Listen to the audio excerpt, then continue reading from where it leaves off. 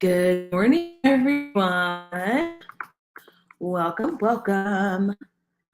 I am so excited to be here with you guys this morning. I'm going to wait a few minutes and just make sure I share it out with everybody and let everybody know that I am live so we can do that. And today we're going to be talking about, I know the title says physically healthy equals spiritually healthy. So we're for sure going to talk about that because that's the main topic of this video. But I wanted to also talk about how getting healthy, dealing with stress eating also changed and bettered my relationships. So that's really important for me. That was really important for me to do, to talk about. So let me go ahead and just finish sharing these last ones out, and then I'm going to, sorry if that didn't make sense. I'm like doing two things at once. The first thing we're going to talk about is how being physically healthy affected my spiritual growth, and then how being emotionally healthy also impacted my friendships and relationships. So that's important for me to discuss today, because I think a lot of times we forget how I think I have to do it on my phone. We forget how being healthy, like truly healthy, has a big impact on our lives. So I think I'm going to have to do this via.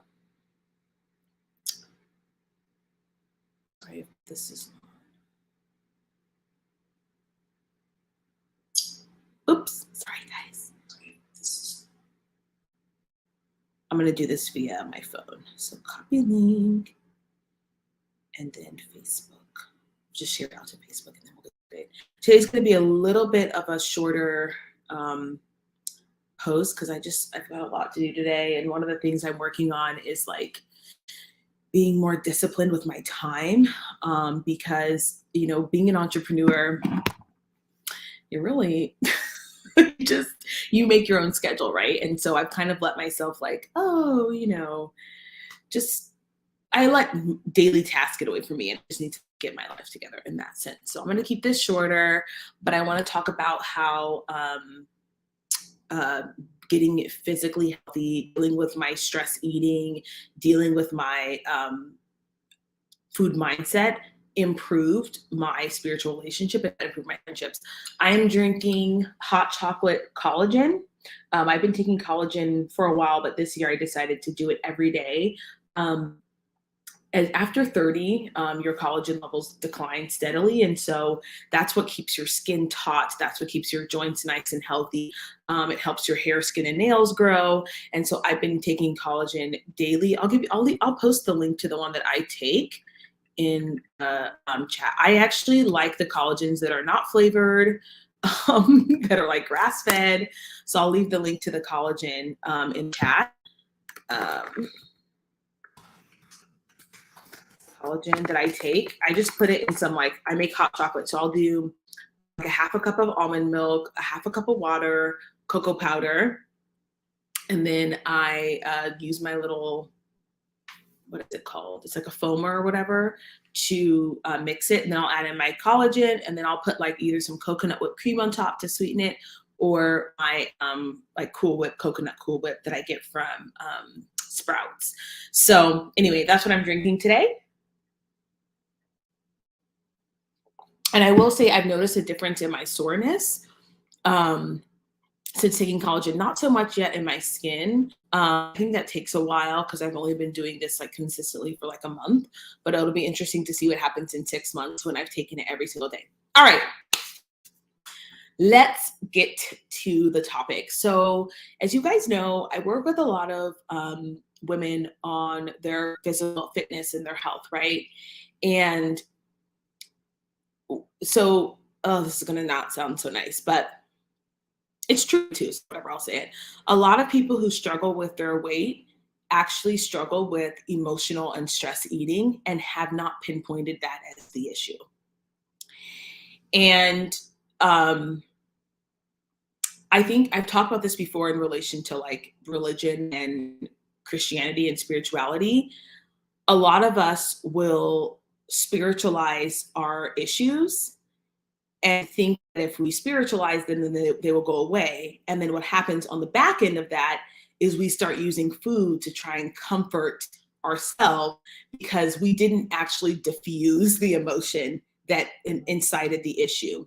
So, for example, let's say you have a stressful week or you have some financial issues going on, and you bring it to your church friends and like, oh, pray about it, sis, the Lord will provide. And meanwhile, you're feeling this very real emotion of, I may not have a place to live, I may not have enough money to feed my kids. And ironically, even though you don't have enough money to feed your kids, you will go out then and go buy a Happy Meal, or go buy donuts, cheap donuts, or $1 ice creams or whatever. And because you've been told, hey, you need to just pray about this, you need to just the Lord will provide. So I call that just putting spiritual band-aids on things. And this happens to a lot of people, and this happens even with people who consider themselves non-Christian or like new age, where they're like, the universe it's all happening for a reason. And it's like, you're spiritually bypassing still. Like, you're still spiritually bypassing. So one of the things that I work with a lot of women on is, let's deal with the emotions that come up as they arise. How do we deal with them? Because if you are in fact not feeling your emotions, you are not dealing with the feelings, there's a couple things that are happening spiritually as well. Number one, you're probably not genuinely bearing your soul to God.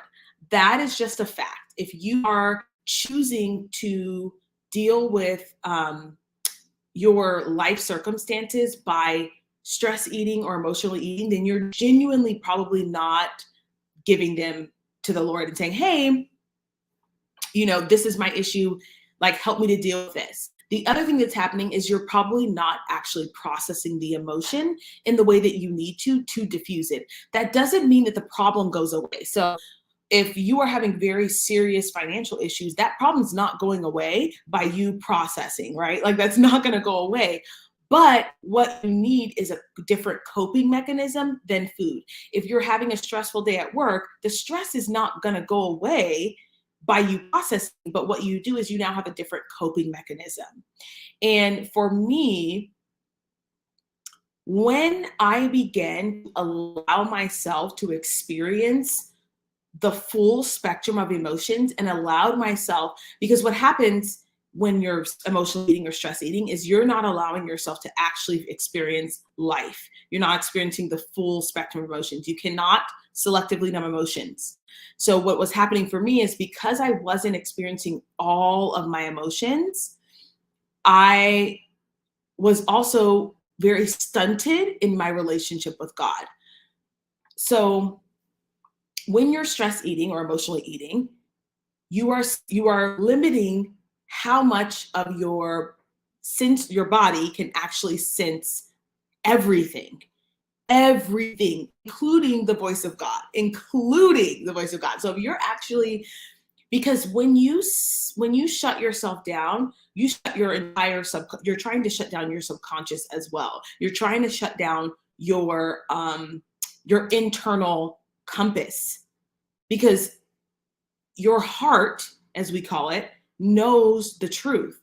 And so if you're stuffing that down, you can't possibly be open. So the scary thing is that, oh my gosh, if I want to get rid of my stress eating or emotional eating issues, I'm going to have to stop using food as a coping mechanism, which then means I have to experience everything. The floodgates will open. That's very scary. That's very, very scary for a lot of people. So the floodgates are then opening. And maybe for you, you have never felt, the impact of what your parents said to you, or the kids said to you when you were younger, or a family member passing, or maybe you never allowed yourself to feel the full weight of that. when you decide to stop stress eating and stop emotional eating, you feel all of that, and it will be very scary. And that's one of the reasons why people will refuse to, because they know subconsciously, if I stop using food as a coping mechanism, I have to feel everything. And so that's hard. That's hard. I'm not going to say it's not. It's very challenging. So for me, once I made the decision that I was like, okay, I'm not going to live in a prison of knowing that I'm using food as a coping, I'm not going to live in that prison. I was like, I'm done.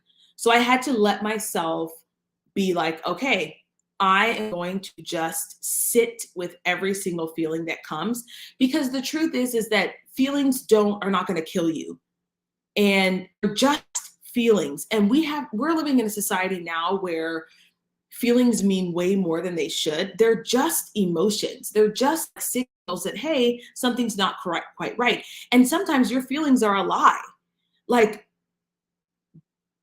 there are days where I feel like I can't get out of bed. I feel like my world is crashing in on me. That doesn't mean it's true. My home is structured, the sky is not falling, but I may feel that. And instead of being like, oh my gosh, I better eat, or I better do something else in order to avoid this feeling, I'm just like, I noticed that I feel like this, and I'm still going to get up and do something anyway. I'm still going to move. I just notice the feeling is there and move on. And so it's really important to understand that feelings are just feelings. They tell you information. They feel very heavy, but you really only experience intense emotions for like 30 seconds. That's it. After that, the intensity of the emotion goes away. But what we try and do is we try and run away from it, and we try and cover it up with food. So once I decided that, I was like, okay, this is not going to be my issue. I was like, okay, we're going to feel all the things. I noticed that let's talk about my relationship with God and how being physically healthy increases your spirituality. The things that I was able to talk to God about changed, because now I was very honest with myself, right? When you're emotionally eating or stress eating, you're not honest with yourself. You are not, because you're not honest about how you're feeling, your true motives, your true emotions, because you've covered them up with food. So for me, I was like, well, since we're bearing our souls, might as well bear them to the Lord. And I can tell you, it creates a different level of dependence on God when you allow yourself to experience the true ups and the true downs of life. Because oh my gosh, we like to pretend in Christian circles like, oh, I'm just feeling, oh, the weight was so heavy, Lord. I'm like, right. But you went home and ate like a whole box of pizza. So you really haven't actually felt the whole weight of the situation. You actually haven't. And I'm saying that because I have been there. So it's like, we like to be like, oh, the world is so heavy, Lord. Oh, help me. And it's like, but you haven't actually felt all of it, because you're still stuffing that emotion down with food. Now, when you really pull back and you really feel the experience of it all, then that dependence on God is way deeper and stronger than you ever could imagine. Because prior to that, you were somewhat numb. It's like when you decide to stuff your emotions down with food, it's like going to the dentist and maybe they gave you a little Novocaine. I think they use lidocaine now or whatever, a little lidocaine. So you're feeling something, but it's not the full depth of what the experience is, right? That's how it is when you're stress eating. You are experiencing something, but you're not experiencing a full life, because you're not experiencing the high highs or the low lows. The valleys are where God tends to meet us the most. And if you never reach a valley, a true valley, because you have now left your emotions down with food, I can tell you, you're missing out. You're missing out on a level of spirituality and a relationship with God that is deeper than you could ever imagine. And that's the piece about when my clients are Christians and I talk to them about their emotional eating habits and stress eating habits, I'm like, do you realize that you're also missing out on a connection with God that is, your connection with God is so much more shallow than it could be, because you are numbing your emotions, you are numbing your life experience and not crying out, allowing him to really see the depth of who you are. Now, of course, God is God. He knows everything. But as we are humans, and it is a relationship, and this is where I want to talk about friendships too. Like, so David in the Bible always talks about God as his friend, right? Lord, he talks about him as his friend. And so I want to talk about how this changed my relationships too, because I think this will help you with seeing how this will increase your spirituality and develop a healthier and deeper relationship with God. Let me keep sipping.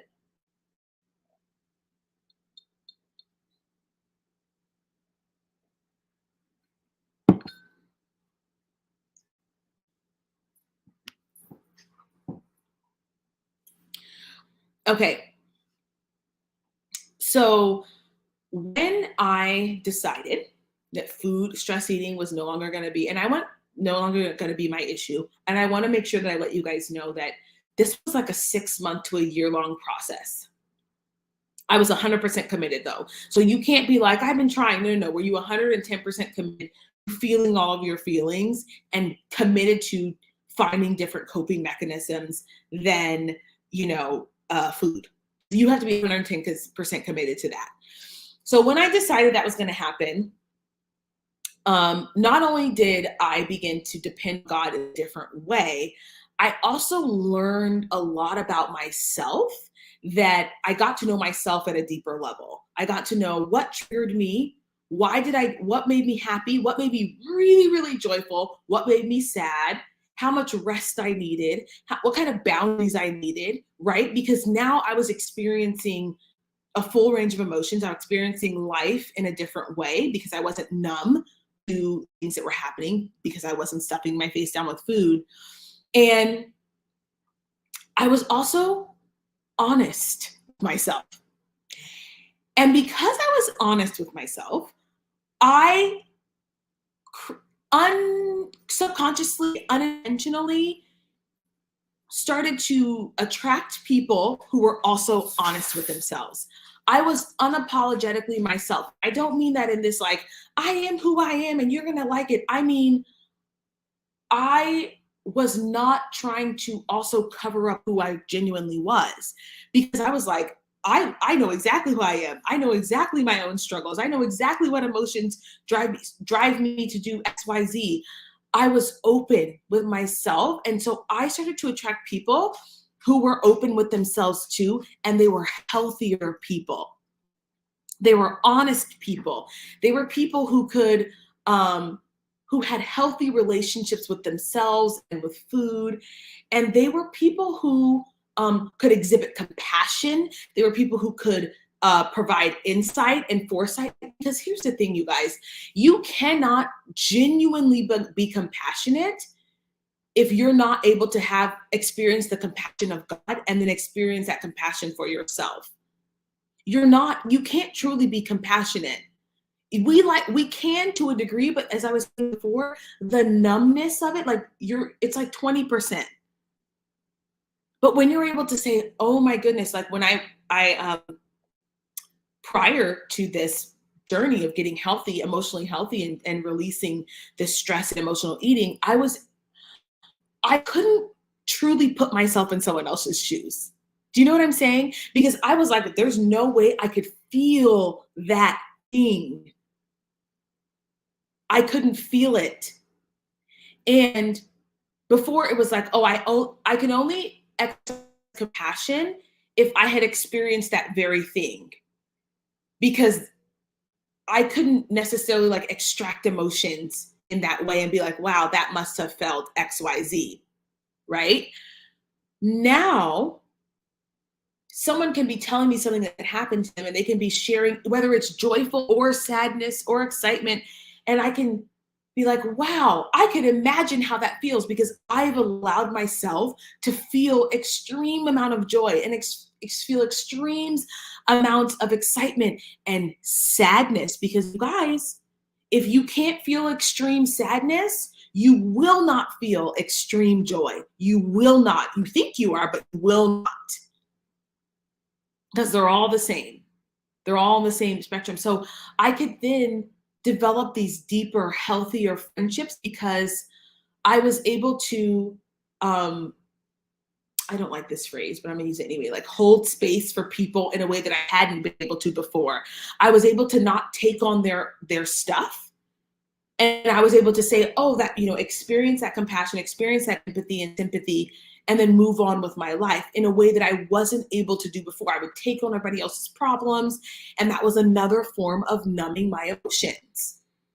So when I decided that I was going to 100% find a different coping mechanism for my life and decide to get emotionally healthy along with getting physically healthy, my relationships with my friends were better. They were deeper.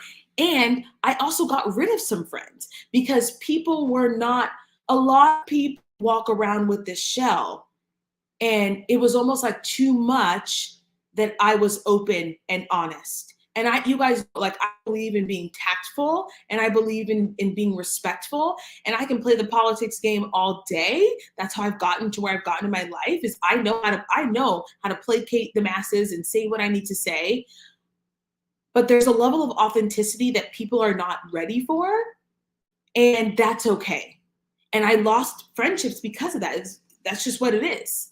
And that was okay too, because they were never really like deep friends. They were more like acquaintances.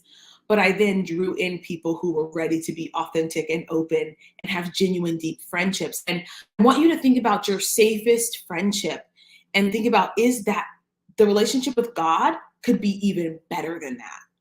It would be even better than that, right? Because I'm able to share with my friends everything. It's a safe space for me to go. And I can do that with God on a different level, completely different level. And it's changed the way that I experience life, because it's like, yeah, I literally have God with me every step of the way in everything I'm doing now. My fitness and health is not something that I put in a corner and say, well, God says, everybody likes to quote 1 Timothy 4, verse 8, which is exercise, profiteth the body little. Yeah, a little. That doesn't mean none. And quiet as it's kept, that's a big issue with a lot of Christian women. A big issue is their health and their fitness. And people don't want to talk about it because we get to brush that off as, oh, you're self-righteous, or you're worried about, you are vain or whatever. And it's like, surely it's not vain to put, to make sure that your body is physically and emotionally healthy so that you can take care of your children, or so that you can live out your calling in life. Surely it's not vain to do that, because that's the reason why you should be exercising. Looking good is a side effect. The reason why you should be putting healthy food into your body is so that you can have the energy to do what God has called you to do. Looking good is a side effect. That just happens to be what healthy bodies look like. But we're not doing it so that we look good. That's not the reason. That's a side effect. That is a consequence that, in addition to the other benefits of being healthy. So I want to encourage you to think about how your physical journey and your health and wellness journey can be increased and can develop in a way that will also help you to have an open and healthier relationship with God. I want you to think about, in what ways have I stifled myself with food or with exercise or with people or with friendships? In what ways have I numbed myself so that I have to bring these things to God? Because when you leave that behind, your friendships, relationships, job, career, everything becomes better. Everything becomes a little more clear, a little more meaningful, a little bit more open, because you're experiencing life in real time. And you will notice that a lot of people I run into who struggle with stress and emotional eating, there's this like, I'm afraid to smile. I'm afraid to be happy. I can sense that is one of the curses. I don't know why God gave me that. I shouldn't call it. It's a blessing. Oh, it bothers me so much that I can like feel so many things.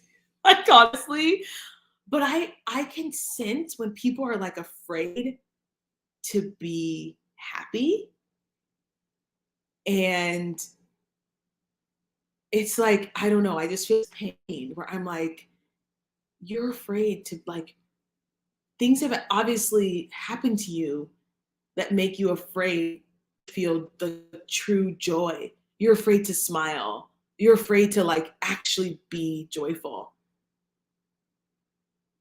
But how can you experience the joy of the Lord if you can't just be joyful? You can't. You can't. You cannot. You can't. So, anyway, you guys, if you are interested in changing your food mindset, developing a healthy relationship with God, developing a healthy relationship with yourself, developing a healthy relationship with your friends and family, I'm going to leave the link to my food mindset course in the description box. That thing is like $12. It is a game changer. Game changer. It's actually, honestly, I'm going to raise the price because there's no way people should be able to get this for this price. Like, it's way too, honestly, I'm just going to call it out. Like, it's way too, it's got so much information in there. It's so beneficial. It's like a hard punch. I'm gonna raise the price because this has changed so many people's lives. And I talk about my own journey. I get really honest in there with you guys and tell you the truth because this is a subtle hole that is on a lot of people, and I want you to be released from it. All right, you guys, that is it for today's video. I'm actually gonna hop off here and then do my stretching because I'm supposed to be doing a 10-minute stretch break every single day. So we're gonna do that after this, but don't forget to like, share, comment, and subscribe on this video if you found it helpful. And I will see you guys in the next one. Bye.